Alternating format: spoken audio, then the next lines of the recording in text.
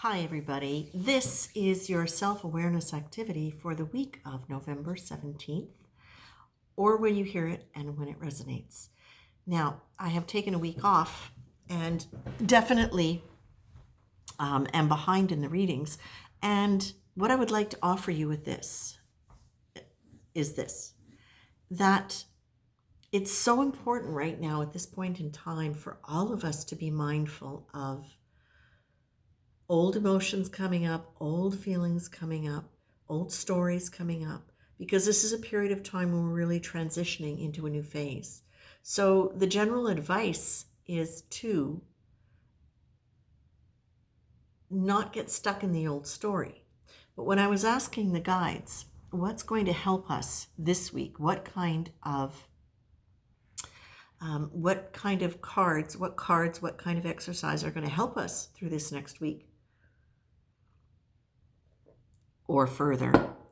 It's an interesting combination, so I want to offer you this.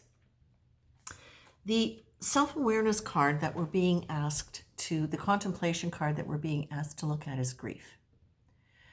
So I'm going to read it. Grief is one of the most powerful emotions we can experience, maybe because it pushes us inward to our hearts in a way that feels uncontrollable. The gift is that our hearts can truly open once they break, if we allow them to. It's merely the protective shell that breaks, revealing a greater capacity to feel and to experience loving in a more expanded sense. I want to say with grief, it's not just, for me when I look at this card, it's also about, grief and moving through grief is very much about processing our emotions in a way, understanding our emotions and our feelings in a way where we can let them run through our body, let them run through our psyche and move to the other side. And in that process, we let go of the emotions around loss or disappointment or whatever it is. So it made really sense to me when the other two cards came out, because that card, the energy that you're being asked to embrace is forgiveness. So hold no grudges. Whatever blame you wish to project onto others or yourself, and whatever resentment seems justified, give it up. Let everyone, including you, be blameless. Name the offense, and that's important, I think, because we need to focus our attention on what it is we're choosing to let go of, and not pretend the offense wasn't there or the feelings around an offense weren't there. Name the offense, then decide it's not worth it for today, accept that you might not be right in your perceptions.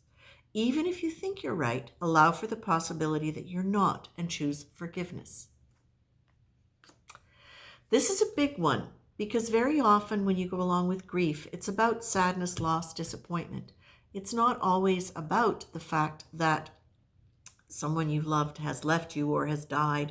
It can be the grief over things you never received as a child. It can be grief over choices that you made in your life that you're still blaming yourself for, or you're blaming your parenting for because you made those choices because of old patterns, right? So it's really, really important. For me, this forgiveness thing is very much understanding that it is a choice, and it is a choice that sets us free, right?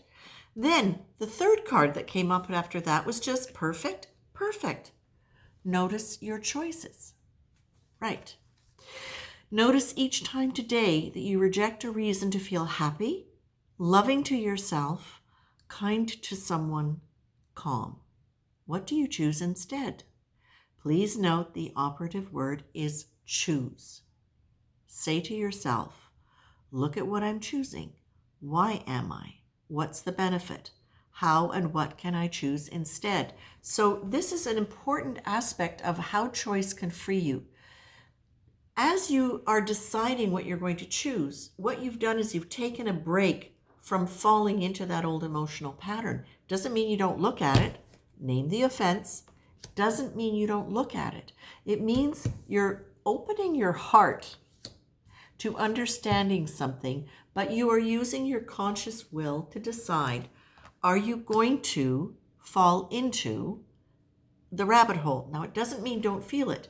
I've had moments over the last couple of weeks as I've really been processing a lot of old stuff that's come up, gratefully, but gratefully. What I've realized is when I allowed myself to not blame myself for having those feelings, and I let myself feel what felt like it was going to break my heart, I cried for 45 seconds, deeply, 45 seconds. And then it was, oh, I don't need to stay there. Do I need to stay there? There was no more magnetic attraction to that. And I was able to let it go. So that was me noticing and choosing. Didn't mean it didn't happen again an hour later over something else. But it was that constant reminder that that our power is in our choice. And it's not about denying the feeling. It is about honoring what the feeling is and moving through it. Why is this important?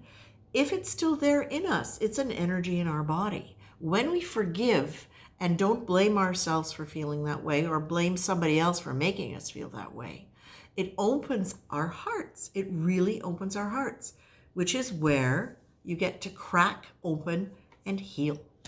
And from an energetic perspective, it's where you get to name it, bring it to conscious intention, to release it. And as you breathe, energy is beautiful that way. Emotion is an energy, and energy has its own momentum. When we don't contract around it because we're afraid of it or because we're negatively judging it, it moves.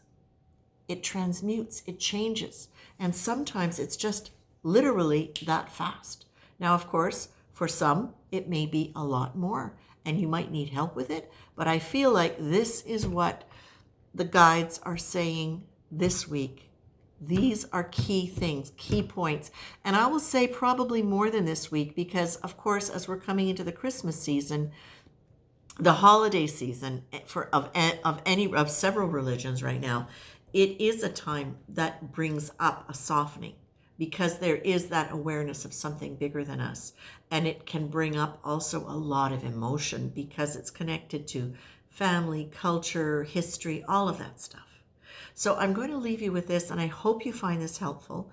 And I'm planning on throwing in a few more videos for the astrology signs within the next day or so. And thank you so much for coming, and I hope you enjoy this.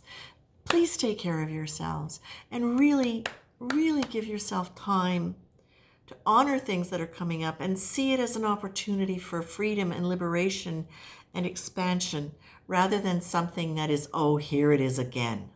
Look at this as an opportunity for transition and transmutation. Okay? Take care.